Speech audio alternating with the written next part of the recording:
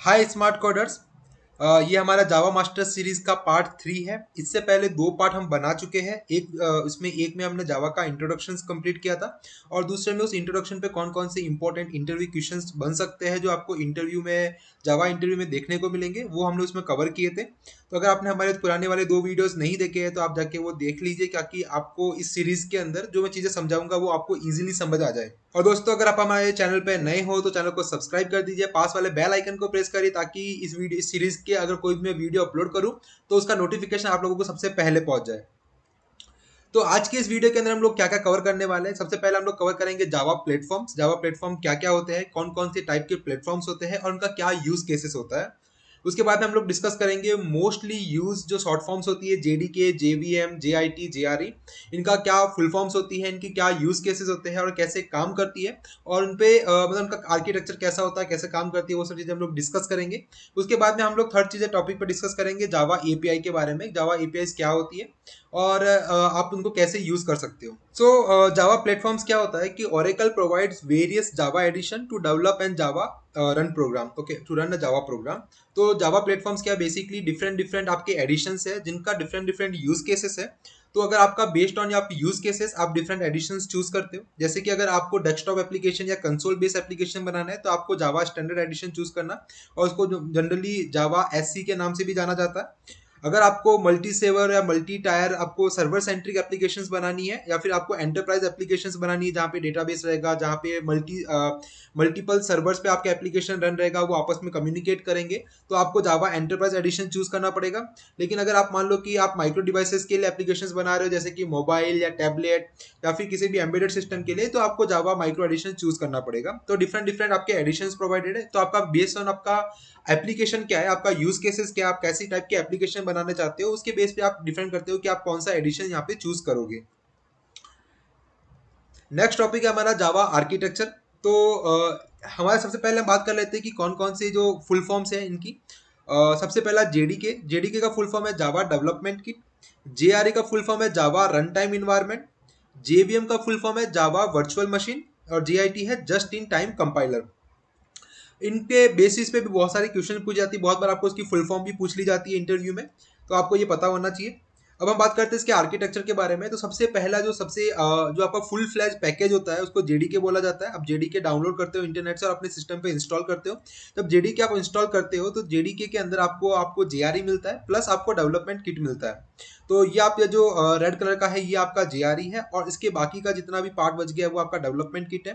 Development kit के अंदर बहुत सारी आपकी लाइब्रेरी क्लासेस आ जाती है, बहुत सारे आपके टूल्स आ जाते हैं, जिससे जैसे कि आपको एडिटर मिल जाता है जहाँ पे आप अपना कोड लिखते हो। उसके बाद में डॉक्यूमेंटेशन के लिए टूल मिल जाते हैं, जावा डॉक टूल मिल जाते हैं। तो वो सारे डेवलपमेंट किट के अंदर रहते हैं।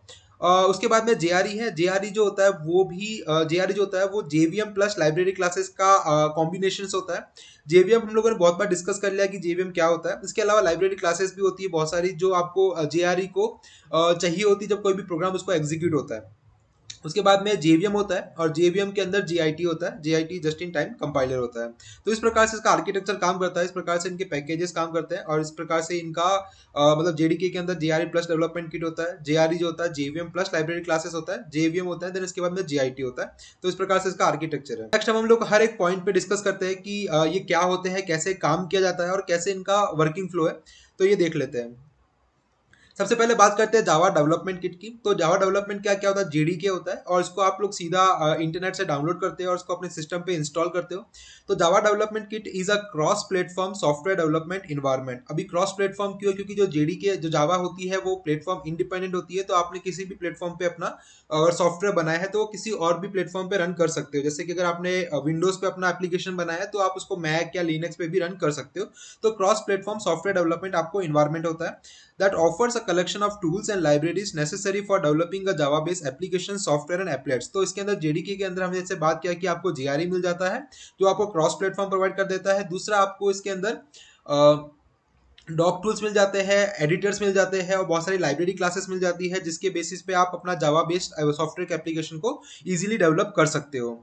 It is a core package use in Java along with the JVM and the JRE run time environment. Okay, तो इसके अंदर जो हमने बोला कि जो जेडीके होता है वो कॉम्बिनेशन होता है जेआरई का, और जेआरई इंटरनली जेवीएम होता है। तो ये जो आपका जावा पैकेज होता है वो इंटरनली सबका कॉम्बिनेशन होता है. Now, if you are really interested in like running a Java program on your machine, then you can easily do it using Java runtime environment. तो इसका मतलब ये है कि जो आपके जावा प्रोग्राम से, अगर आपने जावा प्रोग्राम आपका बाइट कोड ऑलरेडी रेडी है, तो आप सीधा जावा रन टाइम इन्वायरमेंट की मदद से उसको एग्जीक्यूट कर सकते हो. आपको जेडीके डाउनलोड करने की जरूरत नहीं है. ठीक है. लेकिन अगर आप उसको जावा बेस एप्लीकेशन को स्क्रैच से बनाना चाहते हो, उसके बाद में उसको कंपाइल करके उसको एग्जीक्यूट करना चाहते हो, तब आपको जेडीके की जरूरत पड़ती है. So however if you are would like to develop a Java based software application, then along with the JRE you may need some additional necessary tools which is called JDK. तो इसके अंदर आपको बहुत सारे टूल्स की जरूरत पड़ेगी जो आपको सॉफ्टवेयर राइट करने में हेल्पफुल रहेंगे. तो ये इस पॉइंट पे ना बहुत बार इंटरव्यू क्वेश्चंस पूछे जाते हैं कि क्या आप बाइट कोड को बिना जेडीके के चला सकते हो, क्या क्या आप उसको सिर्फ जेआरई की मदद से उसको एग्जीक्यूट कर सकते हो क्या. तो इसके ऊपर भी क्वेश्चन पूछे जाते हैं. नेक्स्ट हमारा टॉपिक है जावा रन टाइम इन्वायरमेंट. तो इसका सिंपल एक्सप्लेनेशन बोला जाए तो जावा रन टाइम इन्वायरमेंट क्या करता है कि जब आपका कोई भी जावा प्रोग्राम है उसको रन टाइम इन्वायरमेंट प्रोवाइड करता है ताकि उस प्रोग्राम को एग्जीक्यूट किया जा सके. ठीक है. तो अगर हम इसकी डेफिनेशन बोले तो Java run time environment is a open access software distributions that has a Java class library, specific tools and a separate JVM. Okay. क्योंकि हमने बोला कि जावा जो रन टाइम इन्वायरमेंट होता है वो इंटरनली जेवीएम होता है उसके अंदर. और अगर हम लोग बहुत बार ये पूछा जाता है कि जावा रन टाइम इन्वायरमेंट जो होता है वो एक स्पेसिफिकेशंस होता है. ये केवल डिफाइन करता है कि कोई भी प्रोग्राम कैसे एग्जीक्यूट किया जाएगा, उसको कैसे कौन कौन से स्टेप्स में उसको एग्जीक्यूट किया जाएगा. बट जो एक्चुअल इंप्लीमेंटेशन होता है वो उसका जेवीएम होता है.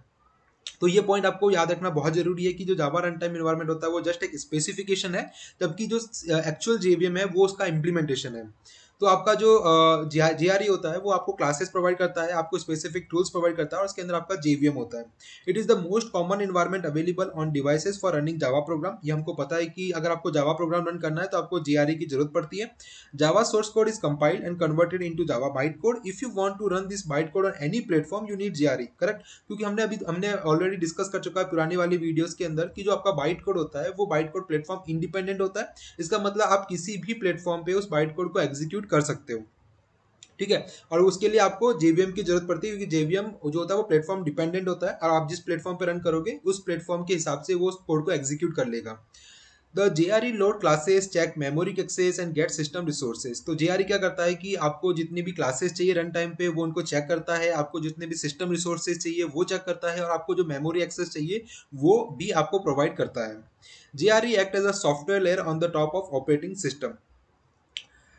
अब हम बात करते हैं कि जेआरई काम कैसे करता है, जेआरई क्या मतलब वर्किंग क्या है, इसका क्या हेल्पफुल है. तो Java development kit and Java run time environment both interact with each other to create a sustainable run time environment that enables Java based application to run seamlessly on any operating system. तो JDK और JRE आपस में interact करते हैं क्योंकि JDK जो होता है वो इंटरनली जेआरई होता है उसके अंदर भी. तो जेडीके और जेआरई आपस में इंटरेक्ट करते हैं ताकि आप कोई भी जावा बेस्ड एप्लीकेशन को किसी भी ऑपरेटिंग सिस्टम पे सीमलेसली रन कर सकते हो.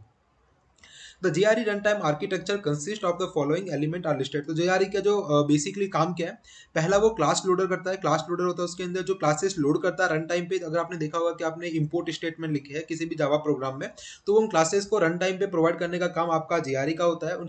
सेकंड आपका होता है byte code verifier. Byte code verifier क्या होता है कि जो आप बाइट कोड एग्जीक्यूट कर रहे हो जेवीएम पे वो बाइट कोड किसी भी लेजिटिमेट सोर्स के थ्रू जनरेट हुआ है क्या, या फिर उसके अंदर किसी प्रकार का मैनिपुलेशन हुआ या नहीं हुआ, वो सब चेक होता है बाइट कोड वेरीफायर के थ्रू. देन उसके बाद में इंटरप्रेटर क्या करता है, जो बाइट कोड है उसको इंटरप्रेट करके उसको एग्जीक्यूट करता है और उसको मशीन कोड में कन्वर्ट करता है. तो ये बेसिकली इंपॉर्टेंट काम होते हैं जेआरई के. नेक्स्ट टॉपिक है हमारा Java virtual machine. Java virtual machine act as a run time engine to run Java application. तो जावा वर्चुअल मशीन क्या करता है कि आपको एक रन टाइम इंजन प्रोवाइड करता है जहां पे आप अपने जावा एप्लीकेशन को रन कर सकते हो. और हमने बताया कि जो एक्चुअल इंप्लीमेंटेशन है, जो एक्चुअल काम होता है वो जेवीएम करता है. जेआरई जस्ट स्पेसिफिकेशंस प्रोवाइड करता है. JVM is the one that actually calls the main method present in a Java code, or JVM is a part of JRE, Java Runtime Environment. JVM is an abstract machine. It is called a virtual machine because it does not physically exist. and it is a specification that provides a runtime environment in which Java bytecode can be executed. Okay, तो JVM क्या करता है? JVM basically आपका virtual machine है, ये आपका exist नहीं करता है। जब भी आप JVM आप रन होता है तो एक रन टाइम इन्वायरमेंट क्रिएट करता है, एक वर्चुअल इन्वायरमेंट क्रिएट करता है जहां पे आप अपने एप्लीकेशन को रन करते हो और वो किसी भी ऑपरेटिंग सिस्टम के टॉप उसके ऊपर काम करता है, तो आपके एक्चुअल में फिजिकल हार्डवेयर के ऊपर इंटरेक्ट नहीं करता है। तो यही हमने बोला था कि जो सैंडबॉक्स एग्जीक्यूशन होता है वो कैसे काम करता है, तो यही हमने ऑलरेडी डिस्कस कर लिया है। उसके बाद में जेवीएम क्या काम करता है कि कोड को लोड करता है, कोड को वेरीफाई करता है, उस कोड को एग्जीक्यूट करता है और जो रन टाइम इन्वायरमेंट है वो रन टाइम इन्वायरमेंट प्रोवाइड करता है। नेक्स्ट टॉपिक है हमारा जस्ट इन टाइम कंपाइलर। तो अभी हमने जैसे देखा कि जब आप किसी भी कोड को एग्जीक्यूट करते हो तो आपका बाइट कोड रहता है, बाइट कोड को इंटरप्रेटर इसको इंटरप्रेट करता है और मशीन कोड में कन्वर्ट करता है। अब कंपाइलर और इंटरप्रेटर में हमने पहले ही देखा कि जो जावा है वो बोथ कंपाइलर और इंटरप्रेटर दोनों है, और जो बाइट कोड है उसको इंटरप्रेट किया जाता है, और इंटरप्रेटर जो होता है वो कंपाइलर की बेसिक कंपैरिजन में थोड़ा सा स्लो होता है। तो जीआईटी क्या करता है कि जो कोड है, बाइट कोड है, उसमें से ऐसा कोड जिसको कंपाइल किया जा सकता है फिर से, मतलब आपने पहले कंपाइल किया तो आपका बाइट कोड जनरेट हुआ, उसको आप अगर फिर से कंपाइल कर सको तो वो वाले पार्ट को फाइंड आउट करता है और उसको कंपाइल करता है, ताकि आपका जो उतना पार्ट है, उतना कोड का पार्ट है वो इंटरप्रेटेड ना हो, आपका जो एक्चुअल जो टाइम है, एग्जीक्यूशन टाइम है, वो कम हो जाए। तो बेसिकली ये क्या करता है कि आपके एप्लीकेशन का परफॉर्मेंस इंक्रीज करता है। So the just-in-time compiler is an essential part of JRE, Java Runtime Environment, that is responsible for the performance optimization of Java-based application at runtime. तो अगर इसका हम थोड़ा सा बेसिक फ्लो देखें जो आपको जावा टी पॉइंट वेबसाइट पे मिल जाएगा, तो इसका अगर आपने जावा कंपाइलर के थ्रू कंपाइल किया तो आपका बाइट कोड जनरेट हुआ। उसके बाद में अगर आपका जीआईटी इन्वायरमेंट वेरिएबल सेट है तो क्या करता है कि उस जीआईटी क्या करेगा कि उसका आपका बाइट कोड जो है उसको कंपाइल करेगा और सीधा आपका मशीन कोड में कन्वर्ट कर देगा। लेकिन अगर आपका जीआईटी नहीं है तो आपका जेवीएम इंटरप्रेटर यूज करेगा और उस इंटरप्रेटर से मशीन कोड में कन्वर्ट करेगा और उसके बाद में वो आपके हार्डवेयर पे एग्जीक्यूट होगा।